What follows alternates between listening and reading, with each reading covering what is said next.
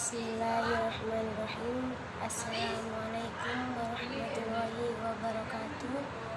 Saya Fatmawati. Di sini saya akan mempresentasikan mata kuliah administrasi dan supervisi pendidikan. Di sini saya akan menjelaskan tentang motivasi. A. Pengertian motivasi dan motif. Kata motivasi berasal dari bahasa Latin, yaitu movere, yang berarti bergerak, yang dimaksudkan sebagai bergerak untuk maju. Motivasi dalam konteks organisasi dijelaskan hasibuan sebagai suatu keahlian dalam mengarahkan pegawai dan organisasi agar mau bekerja secara berhasil, sehingga tercapai keinginan para pegawai sekaligus tercapai tujuan organisasi. Motivasi dalam suatu proses untuk mengiatkan motif-motif menjadi perbuatan atau tingkah laku untuk memenuhi kebutuhan dalam mencapai tujuan. 1. Motif adalah suatu pernyataan yang kompleks dalam suatu organisme yang mengarah pada tingkah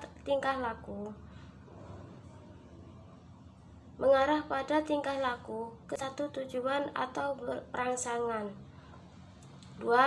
Motif adalah suatu daya terdapat dalam diri seseorang yang mendorongnya untuk melakukan sesuatu atau keadaan seseorang atau organisme yang menyebabkan kesiapan untuk memulai serangkaian tingkah laku atau perbuatan.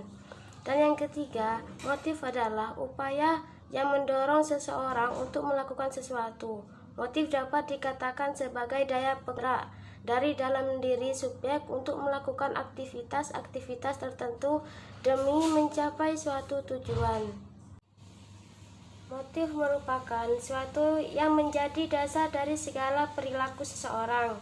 Motif menimbulkan, dapat mempertahankan aktivitas dan menentukan arah umum perilaku seseorang.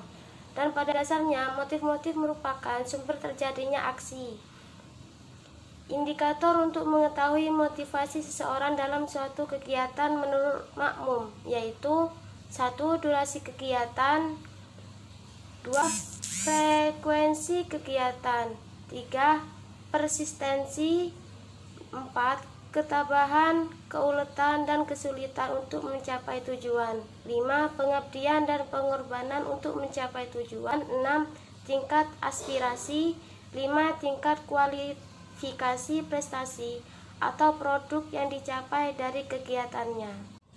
8. Arah sikapnya terhadap sasaran kegiatan. B. Tujuan motivasi. Motivasi diberikan sebagai upaya memelihara semangat kerja karyawan agar pekerjaan dapat dilaksanakan dengan optimal. Hasibuan merinci tujuan pelaksanaan motivasi, yaitu 1. Mengubah perilaku pegawai sesuai dengan keinginan pemimpin, 2. Meningkatkan kegairahan pegawai, 2. Dan yang ketiga, meningkatkan disiplin pegawai, 4. Meningkatkan kesejahteraan pegawai, 5. Meningkatkan prestasi kerja pegawai, 6. Meningkatkan moral kerja pegawai, 7. Meningkatkan rasa tanggung jawab pegawai terhadap tugas-tugas, 8. Meningkatkan produktivitas dan efisiensi, 9. Memperbesar rasa tanggung jawab pegawai terhadap perusahaan, 10. Memperbesar partisipasi pegawai terhadap perusahaan. C. Prinsip-prinsip motivasi. 1. Prinsip kompetisi. Kompetisi adalah sebuah upaya untuk memberikan kesempatan kepada setiap orang memperlihatkan seluruh kemampuan dengan difasilitasi secara sehat dan benar. 2. Prinsip pemacu. Pemacu merupakan upaya dalam memberikan sebuah dorongan yang berupa tindakan positif sehingga pihak diberi motivasi menyelenggarakan melakukan tindakan tersebut. Dan yang ketiga, prinsip ganjaran dan hukuman. Prinsip ganjaran dan hukuman biasanya dilakukan kepada anak-anak dengan tujuan supaya anak termotivasi untuk belajar. Misalnya, apabila tidak belajar maka tidak akan Misalnya, apabila tidak belajar, maka tidak akan diberi uang jajan.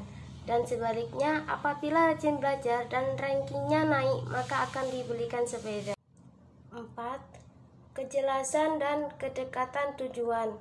Prinsip kejelasan dan kedekatan ini dimaksudkan bahwa apabila suatu pekerjaan sudah jelas, dipahami, maka akan memberikan dorongan tersendiri bagi orang yang mengerjakan tersebut. Sedangkan kedekatan tujuan merupakan prinsip utama dalam sebuah pekerjaan, sebagaimana diketahui bahwa sebuah pekerjaan apapun namanya pasti memiliki tujuan. Dengan demikian dibutuhnya adanya kedekatan dan kepastian dengan tujuan yang hendak dicapai, mulai dari substansi pekerjaan itu sampai pada durasi waktu yang harus ditempuh.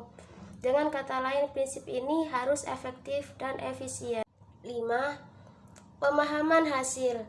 Pemahaman hasil merupakan suatu pengetahuan atau pengertian dari seseorang dalam memahami hasil kerja yang akan diperoleh nanti setelah pekerjaan tersebut selesai. 6. Pengembangan minat. Prinsip pengembangan minat merupakan prinsip yang benar-benar menyesuaikan dengan kondisi orang yang diberi motivasi tersebut. Karena ini bertujuan dengan minat seseorang bisa dijadikan dorongan untuk meningkatkan semangat kerjanya. Dan yang ketujuh, lingkungan yang kondusif. Lingkungan yang kondusif ini dapat memberikan motivasi bagi seseorang untuk bekerja.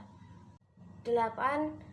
Keteladanan. Prinsip keteladanan merupakan bentuk motivasi yang datang dari luar secara tidak berlangsung. Karena prinsip ini merupakan figur dari seseorang seperti dari atasan atau pemimpin. D. Jenis dan teori motivasi. 1. Jenis motivasi. A. Motivasi merupakan suatu proses psikologis yang mencerminkan interaksi antara sikap, kebutuhan, persepsi, dan keputusan yang terjadi pada diri seorang. B. Motivasi sebagai proses psikologis timbul diakibatkan oleh faktor diri dalam seorang itu sendiri dengan disebut intrinsik, atau faktor yang dari luar yang disebut faktor ekstrinsik. C. Faktor di dalam diri seorang dapat berupa kepribadian, sikap, pengalaman, dan pendidikan, atau berbagai harapan, cita-cita yang menjangkau ke masa depan. D. Faktor di luar diri dapat ditimbulkan oleh berbagai sumber, bisa karena berpengaruh pemimpin, kolega, atau faktor-faktor intrinsik maupun ekstrinsik. Motivasi timbul karena adanya rangsangan. 1. Motivasi intrinsik adalah keinginan bertindak yang disebabkan adanya faktor pendorong dari dalam individu. 2. Motivasi ekstrinsik adalah materi yang keberadaannya disebabkan karena pengaruh rangsangan dari luar. 2. Teori motivasi. A. Teori humanistik. 1. Teori hierarki kebutuhan Abraham Maslow. 2. Teori kebutuhan Edwards. 3. Teori 4. Teori kebutuhan Herzberg. 5. Teori kebutuhan Maxwell. B. Teori behavioristik. Teori ini memandang bahwa motivasi dikontrol oleh lingkungan. Beberapa prinsip motivasi yang bersifat behavioristik yaitu 1. Observasi dan catatlah tingkah laku. 2. Pilihlah bentuk penguatan yang tepat. 3. Haruslah bersikap konsisten. 4. Terapkanlah prinsip pembentukan tingkah laku. 5. Berikan model tingkah laku yang ingin dikerjakan. 6. Jadikanlah lingkungan organisasi sebagai tempat yang menyenangkan untuk bekerja. 1. Teori motivasi ekspektasi. 1. Teori motivasi ekspektasi. 2. Teori motivasi Patton. 3. Faktor-faktor motivasi. 1.